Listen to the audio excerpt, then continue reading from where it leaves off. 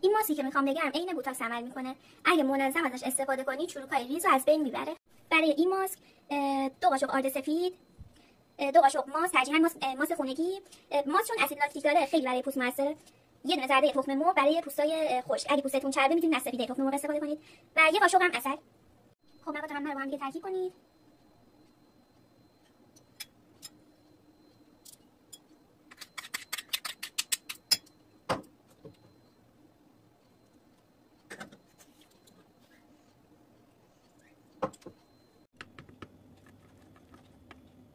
خب وقتی این مواد کاملا با هم دیگه مخلوط شد و یه حالت کرمی پیدا کرد، 1 ساعت تو درجه حرارت اتاق نگه دارید. بعد 1 ربع تا 20 دقیقه میتونید روی پوستتون بزنید. قبلش هم پوستتون رو کاملا بشورید که تمیز بشه و منافذ پوستتون هم باز بشه. ماسک رو به کل صورت بزنید و در آخر هم با آب ولرم بشورید. میتونید از این ماسک هر روز استفاده کنید تا 5 روز هم داخل یخچال قابل نگهداریه.